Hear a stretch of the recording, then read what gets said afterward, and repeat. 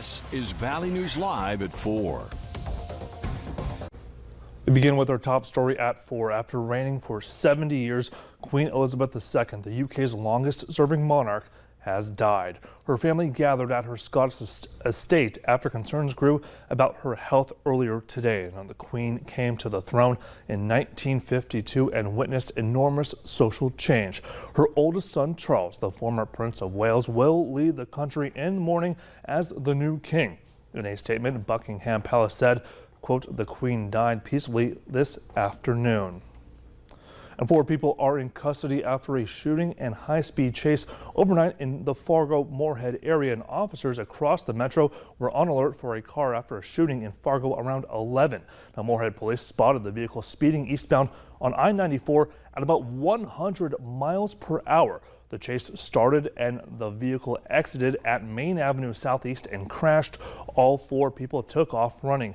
A K-9 was brought in and located the suspects hiding in a culvert near 34th Street and I-94. And a K-9 track then found 3 loaded guns and a backpack containing marijuana. All 4 people were detained. Police have identified one person as 18-year-old Daniel Sissy of Fargo. He was arrested for fleeing in a motor vehicle. We're taking a look outside at our sky cam right now. Things are looking moderately fair, I would say. A little bit cloudy, but let's head over to Summer Schalbach with a look at our forecast. Summer? That's right, Bobby. Thank you so much. And good afternoon, everyone. Thanks for joining us now on this Thursday. It's been a little bit of a cloudier day and a bit of a hazier day as well. You can see that on our Grand Forks home of economy sky cam, and the camera is shaking a bit with that wind that's picked up. This is all brought on by a cold front that has been passing, bringing us a few scattered showers across the Red River Valley, most notably right now in parts of far northern Minnesota. Zooming in here on that, areas like Newfolden, Roseau, even up into Warroad, seeing some of those rain showers. Grand Forks seeing a couple of sprinkles. There was a one lone sprinkle on the sky camera lens just a few minutes ago, but not too notable. Most of those, again, moving up into northern Minnesota at this hour. I want to point out the cold front at this time, draping across northern Minnesota down past into Lakes Country in the southern Red River Valley. The first thing you're going to notice as soon as that front passes is a shift in the wind. Notice it's out of the southeast in areas like Brainerd and Wadena, Alexandria as well, but Fargo, Grand Forks, Devil's Lake, that wind is out of the north and northwest. That's how you can spot where the cold front has been. And then farther back behind the cold front is when you'll start to see the temperatures changing. Look at that, 69 degrees in Devil's Lake, Grand Forks, 66 in Hellock, 86 in Sisseton.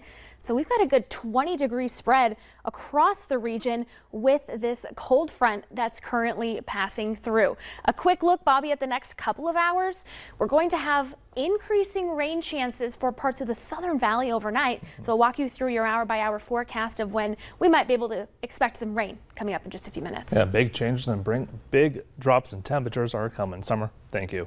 Well, jury selection has been finalized in the courtroom in the trial of a man accused of stabbing a 14-year-old Fargo girl to death last year. 24-year-old Arthur Cawley is charged with murder, robbery, and aggravated assault. He's accused in the death of Jupiter Paulson near the Party City store in South Fargo. Opening statements were made today, and the trial is scheduled to last for 4 days. If convicted, Cawley could face life in prison.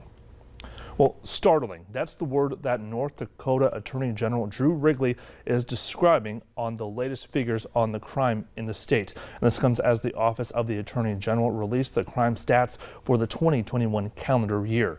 Now, Wrigley says that the stats are just a snapshot, but he's seeing trends. Crimes against persons like murder, rape, and assaults rose from 2020 by more than 11%. Crimes against property like burglary and robbery increased by 0.6%, and drug and weapon violations rose by 6%.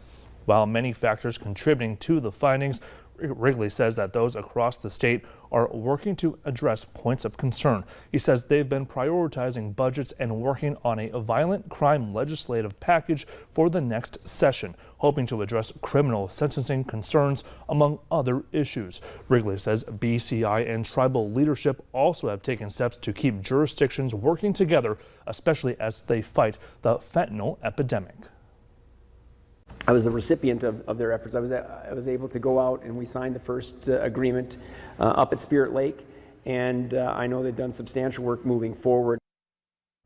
Wrigley adds that the findings aren't all bad. DUI arrests in North Dakota are down more than 3%, and he says he hopes that number continues to drop since it's a 100% avoidable crime. An unusual pedestrian death in Stutsman County. The sheriff says that a man was hit and killed by a combine in a farm field, and officials suspect that alcohol was a factor.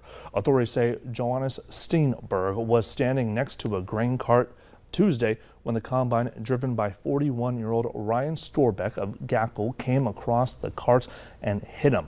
Now, Storbeck is in jail for negligent homicide and DUI.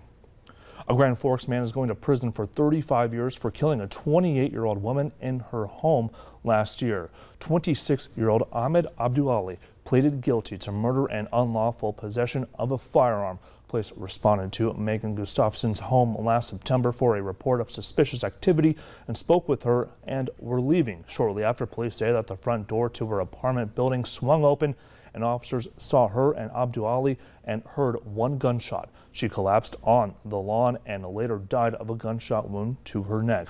Abduali came out of the home and on his own with a handgun that was reported stolen the previous year. The Valley City School Superintendent is responding to word that a former coach and substitute teacher is accused of trying to lure minors by computer. 64-year-old Davy Zink was in court on the charges this week, and Superintendent Josh Johnson says Zink was immediately banned from school property.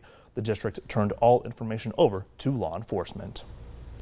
And well, it's sweet, spicy, and a way to help women and children in our community. The WYCA's 39th annual Chocolate Fantasy event took place this afternoon, and it's more than just chocolate. With every bite, you change a life.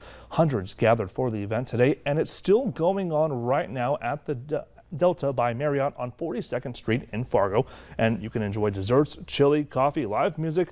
It's all there to enjoy. Tickets are $20 for adults and $10 for kids.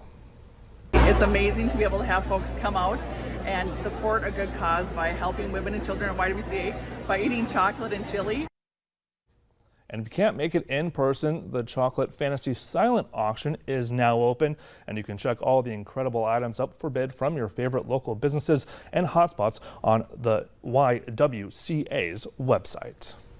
Well, Explore Minnesota and Minnesota State Parks and Trails are again teaming up to provide weekly fall color updates starting on today. The idea is to plan your fall trips across Minnesota to coincide with the most scenic backdrops and photo opportunities. And you can sign up for a weekly e-newsletter highlighting where to find peak fall color at Minnesota State Parks and Trails by clicking on the link on this story on valleynewslive.com.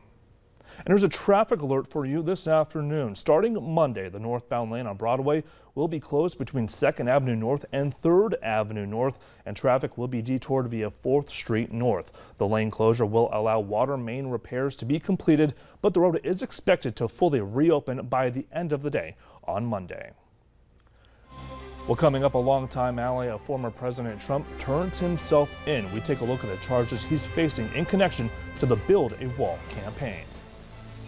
A bit of a breeze and some dark skies in the Northern Valley. For tonight in Fargo, we're dry for now, an increasing chance of rain overnight. Grand Forks seeing a little bit of that rain at this hour, just a few sprinkles. Staying cloudy tonight. We have a chance for some rain and thunder tonight. Details are next.